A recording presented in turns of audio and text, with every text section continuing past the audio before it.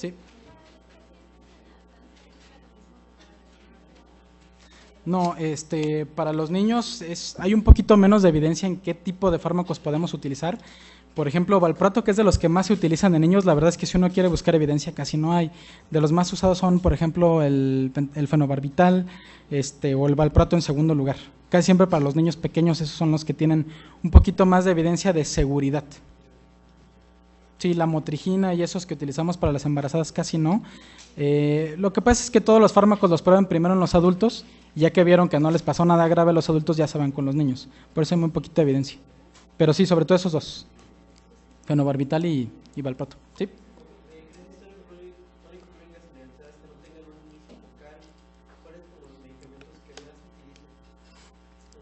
Bueno, como todo hay que individualizar, sobre todo hay que irnos en parte por economía del paciente. Entonces, fenitoína es una buena opción ahí.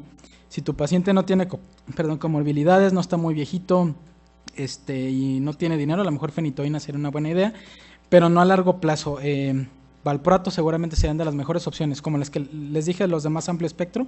Valproato, la motrigina, levetiracetam, son las 3 primeras opciones para crisis de un inicio generalizado. Y en epilepsia de origen idiopático no tenemos que ir más allá. La criptogénica, pues, generalizada del adolescente o del niño, casi siempre con un solo fármaco, el que tú quieras, valproato o la motrigina, va a tener para toda su vida, mientras no lo descontinúe, no se ponga una mega borrachera, no hay mayor problema. Bueno, si no tuvieran ninguna otra duda sobre epilepsia, vamos a pasar al siguiente caso clínico, al siguiente tema, perdón, que es la enfermedad de Parkinson, que es un tema también, la verdad, muy interesante. Es una enfermedad degenerativa bastante frecuente. Yo creo que a todos nos va a tocar ver de estos pacientes, independientemente de la especialidad, porque llegan a la consulta general los pacientes de Parkinson, sobre todo, y si van a ser internistas, van a ver un montón de enfermedad de Parkinson, van a ver muchísimo. Bien, entonces vamos a empezar con un caso clínico. Tienen a un hombre de 65 años de edad, es diestro, y él dice que tiene varios familiares con temblor. No sabemos qué tipo de temblor, él solamente nos dijo que tienen temblor. Y viene con nosotros porque tiene 10 años de evolución, con un temblor bilateral de las manos, con un franco predominio de un solo lado, es derecho, es de acción, es decir, al mover el brazo, y sobre todo al estar tomando su taza de café. Y le preocupa que ha progresado, es decir, cada vez es peor el temblor, y se agregó además temblor de la cabeza, como si estuviera diciendo no, y un temblor de la voz. Entonces, a la hora que ustedes lo revisan, observan este temblor. Un temblor muy grueso, sobre todo cuando levanta la mano, ¿no? Entonces, hasta ahí. La pregunta es, ¿esto es un temblor parkinsónico? ¿Quién opina que sí? A ver, levanten su mano. ¿Sí? Ok. ¿Quién opina que no es Parkinson ese temblor? Ok, muy bien. Entonces, a los que dijeron que sí es Parkinson, qué les hace pensar que ese temblor sí es Parkinson?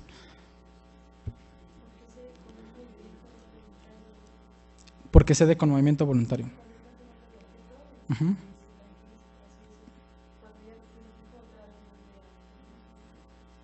Ok, a ver, ¿quién me puede decir las características del temblor clásico de Parkinson?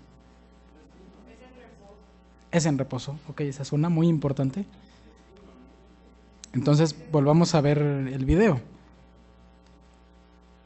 Si se fijan, es un temblor que básicamente aparece cuando el paciente está haciendo una acción, está elevando el brazo, y a la hora que lo descansa, casi parece que desaparece el temblor, ¿no?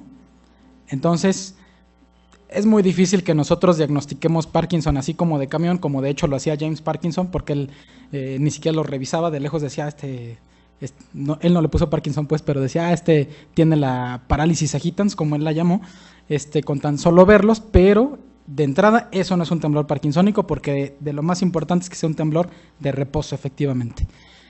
Entonces, datos interesantes. En el 400 a.C., Hipócrates ya hizo la primera descripción de Parkinson, no sabía ni qué era ni por qué se daba, pero ya lo observó. En 1800, fíjense desde entonces, James Parkinson, que era un médico inglés, describe la parálisis agitans, que él le puso así porque creía que estaban débiles de una extremidad y que esa misma debilidad les provocaba temblor, pero él no lo revisó, no sabía cómo estaban las demás características de un paciente con parkinsonismo, y es en 1880 cuando el padre de la neurología moderna, Charcot, le puso enfermedad de Parkinson, y esto la verdad es mucho decir para Charcot porque era una persona narcisista y que no le daba crédito a nadie, y es de los únicos a los que les dejó, él mismo le puso el nombre a la enfermedad y él acuñó ese término de enfermedad de Parkinson, y él describió las características clínicas e hizo la correlación anatómica. En 1950, Carlson describe la alteración patológica a nivel de la sustancia negra en el mesencéfalo, ¿no? Entonces, datos importantes de epidemiología. Esta es una enfermedad de ancianos, es una enfermedad degenerativa, generalmente aparece después de los 60, 70 años. Como podemos ver en esta gráfica de incidencia por países, se van a fijar cómo pues antes de los 50, 40 años prácticamente no hay nada, y de forma súbita pues aquí empieza a ascender desproporcionadamente después de los 60 años. Entonces casi siempre a los 65 años es cuando aumenta la prevalencia, es del 1% en la población general y hasta del 3% a los 85 años. De esto se deduce que el factor de riesgo más común para tener Parkinson es la edad, ¿sale? Y es la primera causa de consulta en las clínicas de trastorno del movimiento, por supuesto, y para el neurólogo también es un motivo de consulta muy, muy importante. En promedio se diagnostican de 8 a 18 casos por cada 100,000 habitantes. Es importante que nosotros sepamos que Parkinson va más allá de los trastornos de movimiento. No solamente es temblor, no solamente es la bradicinesia, que es la lentitud, sino que es una gama de manifestaciones que ahorita vamos a ver más adelante. Entonces, si quisiéramos definirlo, que la verdad es un poco complicado con pocas palabras definirlo, pero bueno, es una enfermedad neurodegenerativa caracterizada por una pérdida de las neuronas dopaminérgicas en la sustancia negra.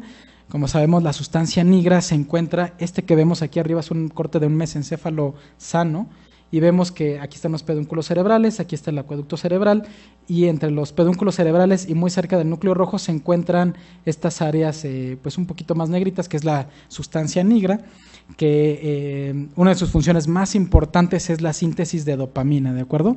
Y este es un corte histológico cerebral de un paciente que tiene enfermedad de Parkinson, y se fijan cómo la sustancia negra prácticamente está perdida, ¿no? Está súper pálida. Es importante que sepamos que esta enfermedad se define desde un punto de vista clínico. No existe absolutamente ningún estudio que les corrobore en un 100% que el paciente tiene Parkinson. No hay mejor herramienta diagnóstica que revisar al paciente, interrogarlo y revisarlo. Y los elementos clave son el que tenga rigidez, que tenga inestabilidad postural, que tenga temblor y que tenga bradicinesia. Ahorita vamos a definir cada uno de ellos. Otro punto importante es recordar que la enfermedad de Parkinson es una enfermedad sistémica y afecta, como su nombre lo dice, a múltiples sistemas. Entonces el paciente tiene un síndrome rígido asinético, que es como también se le conoce al síndrome parkinsónico, tiene disautonomía, tiene alteraciones a nivel del control de la presión arterial, puede tener síncope, puede tener alteraciones urinarias, tiene trastornos del sueño, el famoso trastorno del sueño REM, que se puede acompañar incluso de trastorno de piernas inquietas. Suelen tener dolor, ya sea por la rigidez o a veces independientemente de eso, y también hacen demencia. Como ahorita vamos a ver, es una enfermedad que va avanzando y se vuelve global para todas las áreas cerebrales. Bueno, ¿y cuál es la fisiopatogenia o qué es lo que causa la enfermedad de Parkinson? Hay muchas áreas que todavía no están bien descritas, la verdad es que nos falta mucho por saber, pero de lo importante, bueno, es un depósito anormal de alfa-sinucleína, que a esto se le conoce como los cuerpos de Lewy o cuerpos de Levy, como le quieran decir, que es una alfa-sinucleína que está normal y se deposita donde no debería de depositarse. Desde un punto de vista patológico, es útil saber que bueno, el Parkinson tiene muchos años antes de que nosotros vayamos a ver el temblor, vayamos a ver la lentitud, las caídas, etcétera.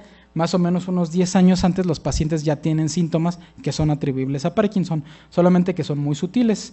Los más comunes son hiposmia, no perciben adecuadamente los olores, tienen estreñimiento, tienen trastornos del sueño, y esto se debe a que la propuesta pues fisiopatogénica es que los depósitos de alfa-sinucleína empiezan en las porciones más caudales del cerebro, empiezan en el tallo encefálico, sobre todo en el bulbo, donde se encuentran los núcleos motores, sobre todo los núcleos de la médula oblonga, que tienen el control del sistema nervioso autónomo, y por eso comienzan con trastornos del sueño, por eso comienzan con trastornos de estreñimiento, y como se deposita también en el bulbo olfatorio, por eso tienen hiposmia, ¿no? Estas son como las primeras fases del Parkinson. En los siguientes estadios, que son el 3 y 4 de la clasificación que se llama de Braak, si se fijan, ya llegó al mesencéfalo, y esta es la etapa clínica clásica que nosotros conocemos. Como ya llegó al mesencéfalo, donde se encuentra la sustancia negra, ahora sí ya tenemos temblor, tenemos bradicinesia, tenemos rigidez, etc. Pero si se fijan, ya se empieza a diseminar a áreas de la corteza, y eso es lo que nos da las alteraciones típicas de la concentración, alteraciones de la marcha del paciente con Parkinson. Y finalmente, en las últimas etapas, pues bueno, ya hacen alteraciones emocionales, cognitivas, cuando ya está alterando pues prácticamente la totalidad del encéfalo. Entonces, ¿cuál es la historia natural de la enfermedad de Parkinson? Tiene una etapa prefisiológica en la que, bueno, tienen cierta predisposición a tener la enfermedad, pero por supuesto no la han manifestado. Tienen en algunas ocasiones un factor genético. La etapa preclínica, que es la que ocurre 10 años antes o incluso más, es la que estábamos hablando. Tienen alteraciones de la olfacción, tienen alteraciones tienen estreñimiento y tienen alteraciones del sueño. Eso es como lo que predice que van a tener enfermedad de Parkinson. Y uno de los que se considera como precursores es el trastorno de las piernas inquietas. Las personas que tienen trastorno de piernas inquietas se considera que sí tienen riesgo para desarrollar enfermedad de Parkinson, más o menos un 30% es el riesgo. Es la etapa premotora. Después viene la etapa de diagnóstico, más o menos 10 años después, y 10 años después de que ya tienen el diagnóstico de Parkinson vienen las complicaciones motoras, es decir, las complicaciones de los medicamentos, los efectos adversos. Les dan, en lugar de darles lentitud, les dan movimientos de más, les dan trastornos de Corea, etcétera, ¿no? Que esos aparecen, como les dije, 5 a 10 años después. Bueno, muy brevemente, ya sabemos que es una enfermedad de los ganglios basales, y ya ahora de forma más reciente se considera que todos los ganglios basales, llámenle ustedes el caudado, el putamen, núcleo lenticular, incluso estamos metiendo aquí el núcleo subtalámico, que antes no lo considerábamos, funcionan como un circuito conjunto, y aquí metemos también a la sustancia negra. Entonces, en general podemos llamarle pues un trastorno si lo queremos localizar desde un punto de vista anatómico, del cuerpo estriado, ¿no? que son todos los ganglios basales. Ahora, los ganglios basales, bueno, no son autónomos, funcionan en conjunto con muchas áreas. El estriado como tal nos referimos a los ganglios basales, sobre todo al núcleo caudado. Está en íntima relación con el globo pálido interno, con el núcleo subtalámico y con la corteza motora, de tal forma que entre el tálamo, los núcleos basales, la sustancia negra y la corteza cerebral hacen un circuito para afinar los movimientos. ¿Para qué sirven los núcleos basales o los ganglios de la base? Bueno, hacen la ejecución del plan. Cuando nosotros queremos hacer X o Z movimiento, la corteza motora es la que inicia ese comando, y el que afina, pues en parte es en cerebelo, pero también de forma muy importante los ganglios basales, y es el que prepara la ejecución automática de los movimientos. Por ejemplo, la memoria está diseminada en muchísimas partes del cerebro, pero la memoria automática, por ejemplo, la memoria de cómo manejar, cómo andar en bicicleta, se encuentra en los ganglios basales. También ayuda a la dirección del movimiento y a organizar el control muscular. Bien, el paso número 1 y más importante es definir el síndrome parkinsónico. No es lo mismo enfermedad de Parkinson que síndrome parkinsónico. ¿Cuál es la diferencia? La enfermedad de Parkinson idiopática es un paciente que tiene síndrome de Parkinson y que ya le descartamos otras causas. Seguramente ustedes saben que hay medicamentos que causan efectos extrapiramidales, metoclopramida o cualquier otro medicamento, que les puede dar temblor, les puede dar rigidez. Es un paciente que tiene un síndrome parkinsónico, es decir, que parece que tiene enfermedad de Parkinson, pero está tomando alguno de estos medicamentos, pues no tiene enfermedad de Parkinson, ¿no? Tiene un síndrome parkinsónico, que su sinónimo es rígido asinético. Le podemos decir extrapiramidal, pero eso es hasta cierto punto incorrecto, porque extrapiramidal también es la corea, la distonía. Entonces es más ortodoxo llamarle rígido cinético si no le queremos decir síndrome parkinsónico. Entonces, ¿cuáles son los datos importantes de aquí? El temblor, la rigidez, la bradicinesia y la inestabilidad postural. Estos son los 4 elementos que definen que tiene el paciente un síndrome parkinsónico, independientemente de la causa. Vamos a empezar con la primera característica, que es la rigidez.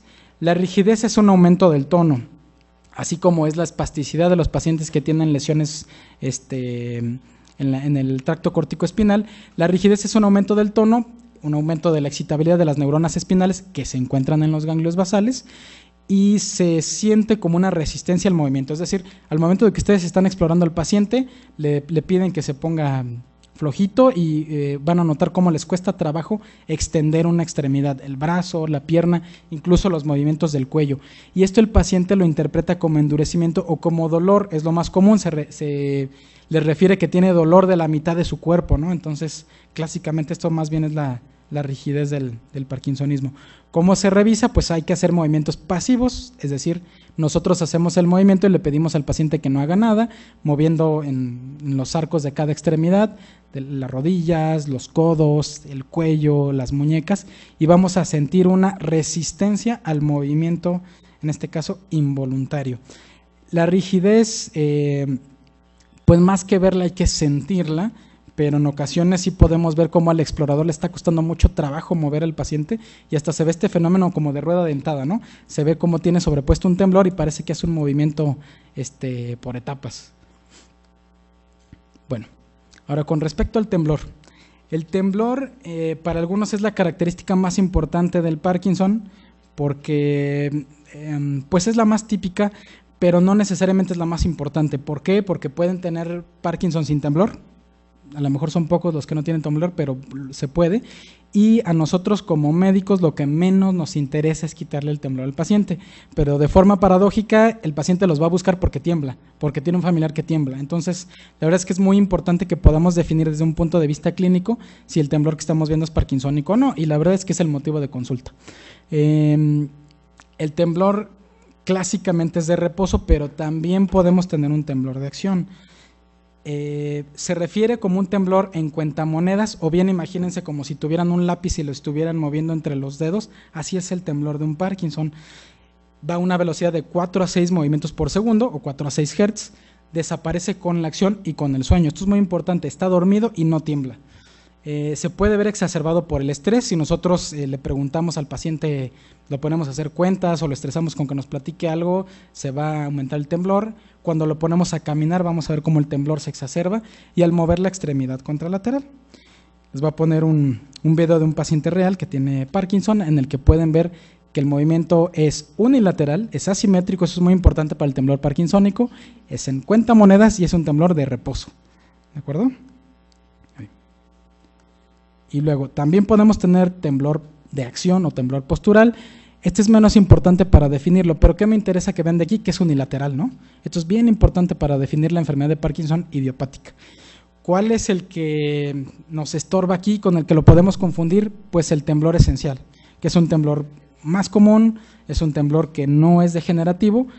¿Cuáles son las características que nos ayudan a diferenciarlo? Bueno, que el temblor esencial es simétrico, o sea, generalmente es de las dos manos y más o menos de la misma intensidad de ambos lados. La frecuencia. El temblor esencial es un temblor finito, rápido, y el temblor de Parkinson es un temblor grueso, ¿no? Son movimientos más gruesos y, si se fijan, un poquito más lento. En reposo es cuando aparece el temblor parkinsónico, y el temblor esencial muy raramente va a tener temblor en reposo. De hecho, para fines prácticos hay que aprendernos que este no tiene temblor de reposo. Y el de acción, muy raro en el Parkinson, pero muy frecuente y de hecho esencial para el diagnóstico de este tipo de temblor. Bueno. Ahora pasando a la siguiente característica, que es la bradicinesia. La bradicinesia es muy difícil que el paciente nos la pueda explicar porque consiste en un enlentecimiento del movimiento, pero el paciente lo refiere así, como que si nosotros se lo preguntamos intencionadamente, tarda mucho tiempo en vestirse, tarda mucho tiempo en bañarse, en peinarse, en llegar a un lugar. La bradicinesia es la característica más importante de la enfermedad de Parkinson. Para que nosotros podamos definir Parkinson, ahorita lo vamos a ver en los criterios, el paso número 1 es que tenga bradicinesia. Así de fácil, si no tiene bradicinesia no es Parkinson. A pesar de que el temblor lo parezca, nosotros no podemos diagnosticar clínicamente un Parkinson si no tiene bradicinesia. Tenemos algunas variantes de la bradicinesia, como por ejemplo la hipocinesia y la acinesia. La hipocinesia es una disminución del movimiento y de su amplitud. O sea, si le pedimos al paciente que haga una maniobra de estar abriendo y cerrando la mano, vamos a ver cómo los movimientos tienen un rango un poquito más cortito. La acinesia es la falta de movimiento y también se puede manifestar como una alteración para planear la secuencia de movimientos y sobre todo de forma simultánea. Entonces los dos extremos son bradicinesia y acinesia cuando ya de plano no existe movimiento. Como les mencionaba, es el elemento más importante, simplemente no hay diagnóstico de Parkinson si no tenemos bradicinesia.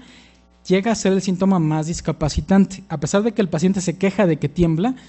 Este síntoma es el que le va a dar el famoso freezing, en el que va caminando y se queda congelado, en el que va caminando, tiene que cruzar una puerta y se queda en el portal de la puerta y no puede pasar de ahí. Inicialmente se manifiesta como una pérdida de la destreza, o sea, el paciente dice que tiene torpeza para escribir, por ejemplo, ¿no? Torpeza para abotonarse la camisa, torpeza para escribir con el teclado, ¿no? Otro de los síntomas tempranos es la micrografía, es decir, la letra la van haciendo cada vez más pequeña. Bien, ¿cómo evaluamos nosotros la bradicinesia? Pues hay que pedirle que haga movimientos repetidos, rápidos, alternantes, y observamos cómo hay una disminución de la velocidad y una disminución de la amplitud del movimiento. Estos pacientes hacen movimientos cortos y tratan de hecho de no moverse.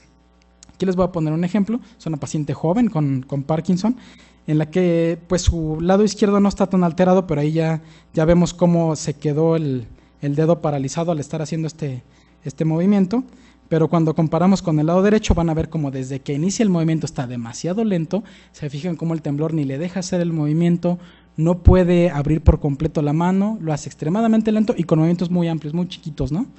Si se fijan comparados contra el lado que está más o menos sano, porque no está tan sano, ¿no? El cambio de la velocidad es sumamente notorio.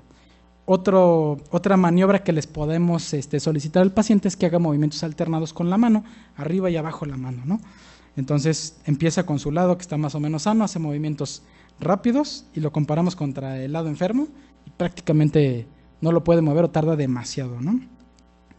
Al momento de levantarse de la silla les cuesta mucho trabajo y tienen que hacer múltiples intentos. Es el típico paciente que quiere pararse y se regresa otra vez de la silla, tiene que apoyarse del descansabrazos porque si no definitivamente no puede levantarse, ¿no? Y para nosotros es importante eso con fines de clasificación de la severidad, incluso hasta les contamos cuántas veces necesitan hacer el intento para finalmente poderse poner de pie. Por ejemplo, esta paciente nunca lo pudo lograr, ¿no? Tuvimos que ayudar. La marcha es uno de los trastornos más clásicos de los pacientes con Parkinson. Incluso James Parkinson hizo toda una descripción sobre la marcha. Tiene una postura muy clásica, que están encorvadas hacia adelante.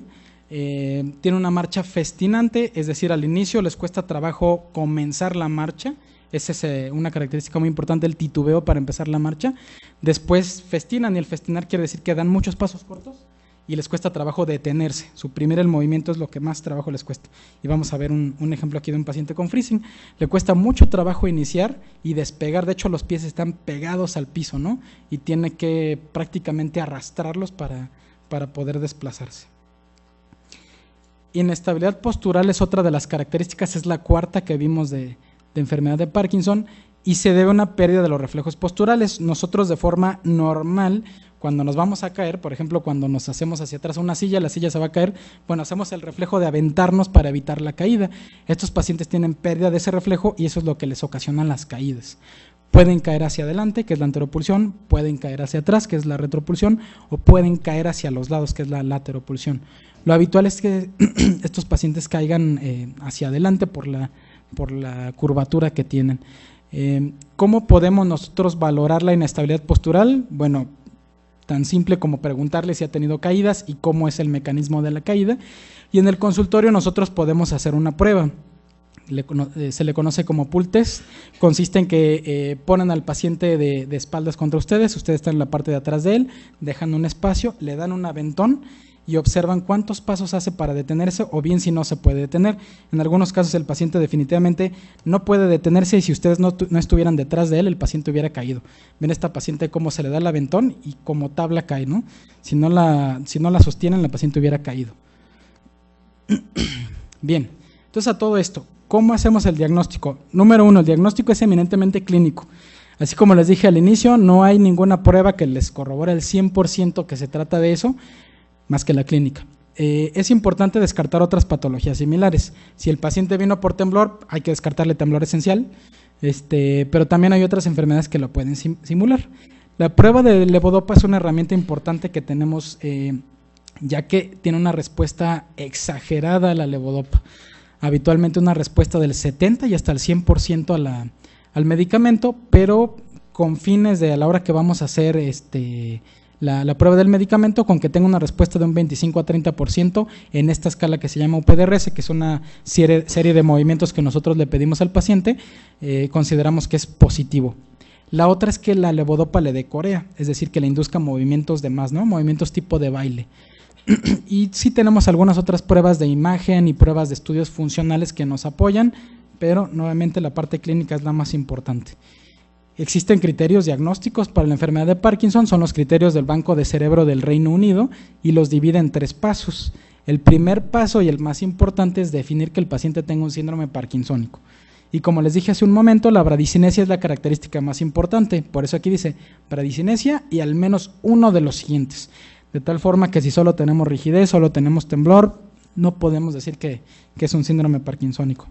Número 2, excluir todo lo que parezca, pero finalmente no es. Podemos tener un Parkinson, es decir, un paciente con bradicinesia, con temblor, pero que tiene muchos infartos cerebrales. Ese automáticamente ya no es enfermedad de Parkinson, es un parkinsonismo vascular. Un paciente que ha tenido muchos golpes, muchos traumatismos de cráneo, tampoco, ya es un Parkinson, por ejemplo, el del pugilista, el del boxeador. Si ha tenido ya neuroinfecciones, por ejemplo, encefalitis virales, tampoco, ya es un Parkinson secundario esto. Fármacos, que es lo que les decía que es muy importante y es de lo más común, y lo primero que hay que preguntarle a un paciente con Parkinson es si no ha utilizado medicamentos que lo puedan inducir, antipsicóticos o medicamentos como la metoclopramida.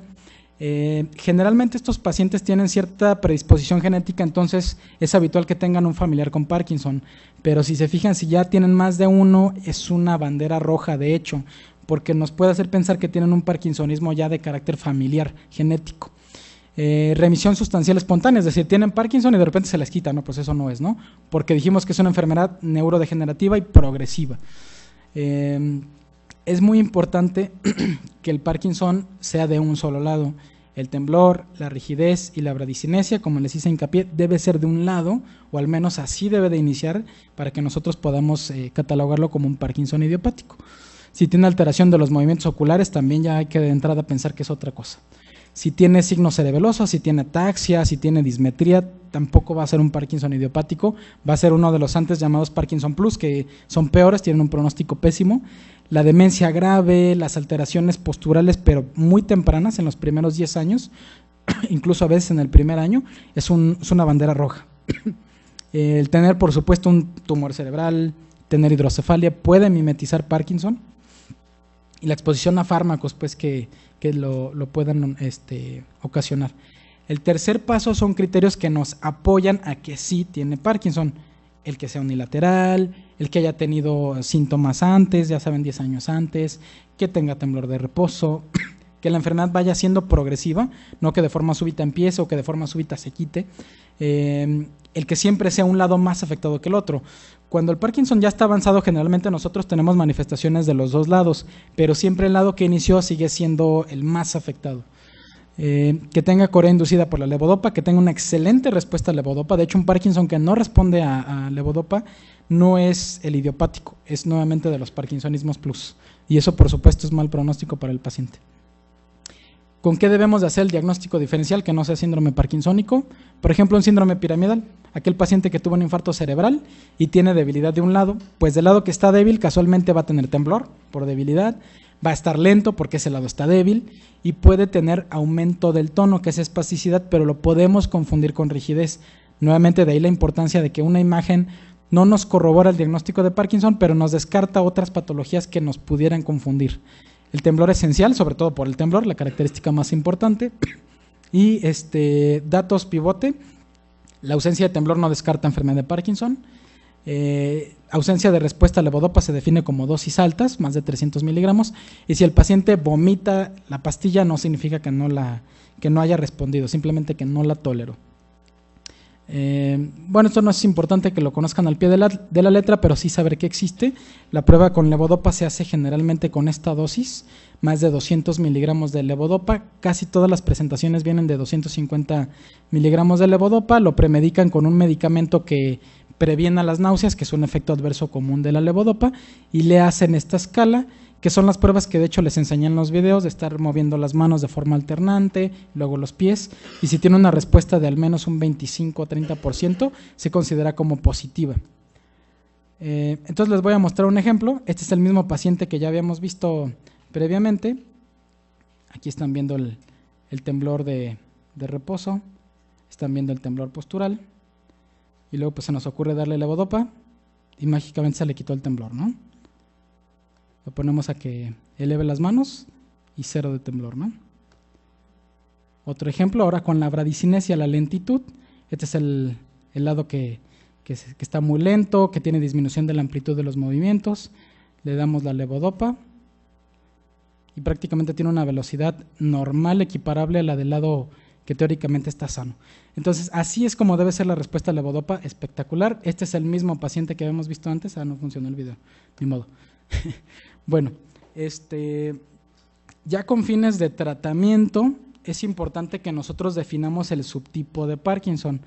O sea, a pesar de que tenga todas las características que ya dijimos de la bradicinesia, el temblor, la rigidez, nosotros debemos de sacar cuál es el síntoma que más le discapacita al paciente. Por ejemplo, hay pacientes que si bien están un poquito lentos, pero lo que más les preocupa es el temblor, o lo que más les discapacita el temblor, eso es lo que debemos de tratar. Si los pacientes tienen caídas, bueno, hay que enfocarnos al tratamiento de las caídas. Otro punto importante es, no es lo mismo tratar a un paciente que inició con Parkinson a los 20 años de edad que aquel que inició a los 80 años de edad. Las herramientas que tenemos terapéuticas de medicamentos son diferentes y también la respuesta que vamos a tener a los mismos es diferente, el pronóstico va a ser diferente y por supuesto en el paciente joven que tiene Parkinson hay que buscarle causas genéticas, ¿no? Familiares. ¿Cuáles son las banderas rojas? Es decir, hallazgos que deben de preocuparnos en un paciente que diagnosticamos con Parkinson. Lleva 2 años que le diagnostiqué Parkinson y ya está demenciado. Ah, caray, no, pues esto no es Parkinson. Los signos son simétricos. Desde que empezó tiene rigidez y bradicinesia de los 2 lados. Ah, caray, tampoco es Parkinson. Alteración de la función vulvar. O sea, tiene disartria, tiene disfagia de forma muy temprana. En el primer año ya se está cayendo o ya se queda congelado de forma muy importante. Depende de silla de ruedas en los primeros 3-4 años. Tiene una disautonomía muy importante también en los primeros años. Tiene Babinski. ¿Qué nos hace pensar si tiene un Babinski? Pues que a lo mejor el Parkinson es vascular, ¿no? Es por infartos cerebrales, por ejemplo. La resonancia magnética, que es uno de los estudios pues, más finos que podemos tener en cuanto a la definición del parénquima cerebral, en la enfermedad de Parkinson debe de ser normal, o bien puede tener, que les gusta, un infarto pequeño, una leucopatía, un quiste, pero algo que no tiene nada que ver con las alteraciones que estamos viendo. ¿Pero para qué sí nos sirve?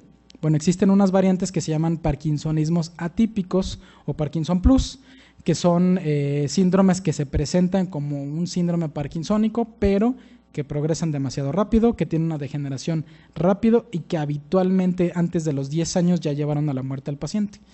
Los ejemplos son la atrofia de múltiples sistemas, que a nivel del puente tiene este signo como de una cruz o del panecillo caliente a nivel del puente. La parálisis supranuclear progresiva, que tiene el signo del colibrí a nivel del tallo encefálico. Si se fijan como el mesencéfalo y el puente toman más o menos esa forma, y bueno, el Mickey Mouse se hace más redondito ahí a nivel del mesencéfalo. Y la degeneración corticobasal, que tiene degeneración tanto de los ganglios basales como de la corteza, y si se fijan ustedes, el hemisferio del lado derecho está más atrófico que el del lado izquierdo, ¿no? Esto es importante solamente que sepan que existen algunos tipos de Parkinson que tienen un pronóstico peor y que si ustedes encuentran alguna de las banderas rojas que enlisté antes, tienen que pensar que probablemente se trate de uno de estos. El ultrasonido mesencefálico es otra herramienta que tenemos. Tampoco no es diagnóstico al 100%, simplemente nos apoya un poquito. Y lo que nosotros vemos son hiperecogenicidades a nivel de la sustancia negra. Se hipotetiza que la alteración patológica, como vimos del Parkinson, es un depósito de un material paramagnético en la sustancia negra. Entonces, cuando nosotros hacemos un ultrasonido mesencefálico en alguien que no tiene Parkinson, pues no vamos a ver nada, pero en alguien que tiene Parkinson vamos a ver pues unas inclusiones ahí blanquitas, es decir, hiperecogénicas a nivel de la sustancia negra. Y eso pues nos hace inferir que es un Parkinson, de una enfermedad de Parkinson idiopática, perdón. Existen también estudios desde un punto de vista funcional, en el que, por ejemplo, estamos viendo un paciente sano y luego la progresión de un paciente que tiene Parkinson, en la cual, bueno, aquí vemos la actividad a nivel de los ganglios de la base, y conforme va avanzando el paciente con Parkinson, si se fijan, se va apagando hasta que prácticamente no tiene captación del metabolismo de los ganglios basales. Estos son estudios que no se utilizan desde un punto de vista práctico, pero bueno, existen. Bueno.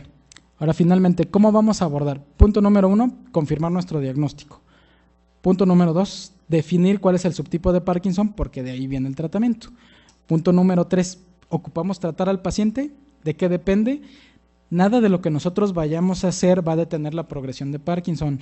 Le den levodopa, le den amantadina, le den rotigotina, lo que ustedes quieran, no se va a detener la progresión de Parkinson. Entonces, ¿cuándo lo tratamos? Si el paciente necesita por los síntomas, ¿de acuerdo? ¿Qué tan discapacitante es? A lo mejor tiene un poquito de temblor y el paciente acudió con ustedes porque porque la familia de él tiene Parkinson, pero el punto es que si el temblor no lo discapacita, no necesita tratamiento. Y hay que establecer objetivos claros de tratamiento. ¿Qué tanto, de una forma realista, va a mejorar el paciente? El UPDRS, que es la escala que nosotros utilizamos para valorarlo, tiene varios ítems: el estado mental, el comportamiento, la cuestión emocional, las actividades de la vida diaria, es decir, qué tanto trabajo le cuesta comer, bañarse, vestirse, la exploración de aspectos motores, que son los videos que les estuve mostrando, y complicaciones del tratamiento, que le cause corea, que le cause vómito, que le cause diarrea, etcétera. ¿Cuáles son las herramientas que tenemos de tratamiento? Bueno, la más usada, la más conocida y que sigue siendo la más efectiva es levodopa.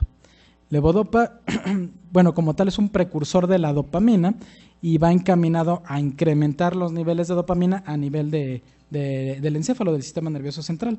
Entonces, bueno, es el mejor tratamiento. En azul les voy a poner como las ventajas o la principal indicación del fármaco, y en rojo les pongo su principal desventaja o efecto adverso. Su principal efecto adverso es que induce discinesias. ¿Qué es esto? Movimientos anormales indeseados. Distonía, corea, movimientos tipo baile, movimientos así como que se ponen rígidos, etc. Los agonistas dopaminérgicos, pramipexol o incluso la cabergolina, son medicamentos que funcionan de forma similar que la levodopa, pero no son precursores de dopamina, actúan directamente en el receptor de la misma. ¿Cuáles son las ventajas de estos, de pramipexol, de rotigotina? Tienen menos discinesias, ese es un punto a favor de las mismas, pero inducen alucinaciones de forma más importante que levodopa. También levodopa lo puede hacer, pero es más raro.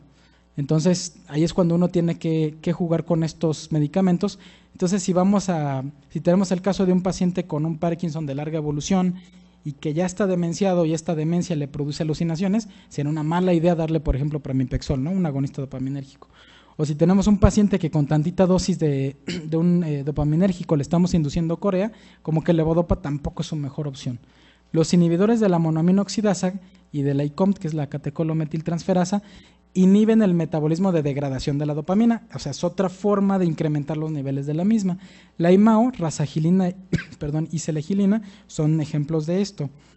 Ahora, neuroprotector, esto un poquito entre comillas, todavía está en controversia. Se cree que la rasagilina es el único medicamento que puede prevenir la progresión de Parkinson. Sí hay un estudio que lo demuestra, pero en este momento está un poquito en duda, pero bueno, así lo están vendiendo, ¿no? Como el único medicamento que hace que la enfermedad vaya más lenta. Finalmente nunca lo van a curar, pero supuestamente esto lo hace que vaya más lento. ¿Cuál es su principal desventaja? Tienen baja potencia, casi no sirven para nada de forma clínica. Estos, la principal utilidad que tienen, sobre todo el entacapone, que es el que más tenemos disponible. Sobre todo sirve para las fluctuaciones motoras. Eventos adversos, los mismos que los dopaminérgicos. Los anticolinérgicos, por ejemplo, viperideno y triexifenidilo, son medicamentos que sirven sobre todo para temblor. Entonces su principal indicación va a ser esa. ¿Cuál es el problema? Si tenemos un paciente que está demenciado, que tiene ya problemas de memoria, le produce mayor deterioro cognitivo. Si se acuerdan, la acetilcolina es un neurotransmisor fundamental para la memoria. Los antiglutamatérgicos, por ejemplo, la amantadina, que bueno, ya sabemos que se utiliza también como antiviral, está indicado de forma principal para las discinesias, es decir, para los movimientos anormales que le produjimos a consecuencia de los otros medicamentos de la levodopa. Esto es como para arreglar nuestro desastre, ¿no? ¿Cuál es el evento adverso más común? Las alucinaciones. Los beta bloqueadores, por ejemplo, el propranolol, sirve para el temblor, pero puede producir bradicardia. Tenemos un montón de herramientas, pero tenemos que saberlas barajear y ahorita vamos a ver algunos ejemplos. El estudio del levodopa, el DOPA, así se llama, en el que demostraron que a mayor dosis del medicamento, mayor eficacia de la misma, pero obviamente también mayores eventos adversos. Ahora, ¿en qué situaciones podemos nosotros elegir uno sobre otro? Por ejemplo, si tenemos un paciente anciano que nos preocupa que nos vaya a hacer trastorno de la memoria y queremos tratar su temblor, probablemente viperideno o triexifenidelo, es decir, un anticolinérgico, no sea la mejor idea, pero si no hay contraindicación le podemos dar propranolol. Si es un paciente que tiene alucinaciones, no le voy a dar ninguno de los agonistas dopaminérgicos y mejor le voy a dar levodopa. Si tenemos un paciente que está joven y que responde demasiado a la levodopa, no se la voy a dar, le voy a dar un agonista dopaminérgico. Y bueno, a todo esto ustedes van a decir, ok, pero a ver, ya dijimos que tenemos un montón de medicamentos, pero también desde un principio dijimos que el levodopa es el mejor tratamiento para Parkinson. Entonces, ¿por qué no mejor les damos levodopa a todos y se acabó el problema? Bueno, lo que pasa es que también existe la teoría de la toxicidad inducida por levodopa, esa es una, en la que se postula de que si nosotros damos levodopa de forma temprana, hay una muerte acelerada por apoptosis de la sustancia nigra. Entonces, en teoría podemos empeorar de forma rápida el Parkinson. Y dos, la levodopa le va a servir a su paciente nada más durante 10 años. Después de eso, incluso menos. Después de ese tiempo ya no le es útil. Entonces, si tienen un Parkinson que está más o menos tranquilo, en un paciente que tiene 60 años y probablemente vivirá hasta los 80 y tantos años, a los 10 años ya lo vamos a tener con un Parkinson terrible que ya no responde al levodopa. Entonces, no hay que quemar nuestro mejor cartucho en los primeros años. Y eso aunado a las contraindicaciones o desventajas que tiene la levodopa. Existe también un tratamiento quirúrgico, pero no todos los pacientes son candidatos a tratamiento quirúrgico. Las opciones que tenemos son lesional, es decir, sabemos que hay estructuras que están relacionadas con el trastorno del movimiento, que son el tálamo, sobre todo el núcleo anterior, que es el motor del tálamo, el globo pálido y el núcleo subtalámico. Entonces, si nosotros hacemos una cirugía para destruir alguno de estos núcleos, vamos a mejorar cierta clínica de los pacientes con Parkinson, casi siempre el temblor es lo que vamos a mejorar. Y tenemos la otra opción que es el estimulador cerebral profundo, que consiste en que ponemos un generador y los electrodos están en sitios profundos del cerebro, casi siempre en sitios estratégicos como estos, y a nivel de una corriente eléctrica se regula la actividad de estos núcleos. Pero hay un problema. Para el estimulador cerebral necesitamos seleccionar muy bien a nuestro paciente. Primero, es un tratamiento extremadamente caro, por lo tanto, muy pocos tienen acceso a él. Dos, no se recomienda que se lo demos demasiado temprano ni tampoco demasiado tardío. ¿Por qué no demasiado temprano? Si nosotros lo que queremos es prevenir la discapacidad del paciente. Porque a veces lo que necesitamos es un poco de tiempo para afinar el diagnóstico y podemos ponerle un estimulador a un paciente que no tenía Parkinson, ¿no? Entonces, bueno, ahí ya lo hicimos gastar la millonada de su vida, vendió la casa, su coche y resulta que ni siquiera tenía Parkinson, ¿no? Dos, funciona más para los síntomas motores, que bueno, finalmente son de los más discapacitantes, pero el paciente a lo mejor le preocupa más la disautonomía que tiene, ¿no? Otra muy importante, el paciente que responde con levodopas lo podemos considerar como candidato al tratamiento de estimulador cerebral, pero si ya no responde al levodopa ya no le sirve para nada, porque lo que hace el estimulador es emular la actividad de la levodopa. Y otra muy importante es que el paciente no esté demenciado, porque ya como que la calidad de vida no les va a cambiar demasiado con el tratamiento. Este es pues un ejemplo gráfico del generador. Se colocan los electrodos a nivel profundo, ya sea en cualquiera de los núcleos grises de la base, y se calcula a cierto rango la dosis que le vamos a dar de estimulación, y hay que estarlo titulando. O sea, es un paciente que de todas maneras tiene que estar yendo a las consultas a que le titulemos la cantidad de voltaje que va a recibir en cada núcleo, y aquellos que tienen bilateral, que es de lo más frecuente, estarle jugando con la dosis de voltaje de cada uno. Dependiendo del sitio perdón, donde nosotros pongamos el aparato, es el síntoma que vamos a mejorar. Por ejemplo, si queremos mejorar el temblor, pues lo que vamos a elegir es tratar alguno de los núcleos talámicos, sobre todo, o bien del núcleo subtalámico. Si lo que queremos mejorar son las fluctuaciones motoras, es decir, el que súbitamente esté congelado y luego súbitamente tenga corea, lo vamos a poner a nivel del globo pálido, o bien del núcleo subtalámico. Si lo que queremos mejorar es congelamiento e inestabilidad postural, lo que vamos a hacer es colocarlo a nivel del núcleo pedúnculo pontino. Y bueno, con eso terminamos la plática de Parkinson, y no sé si alguien tenga alguna duda, algún comentario.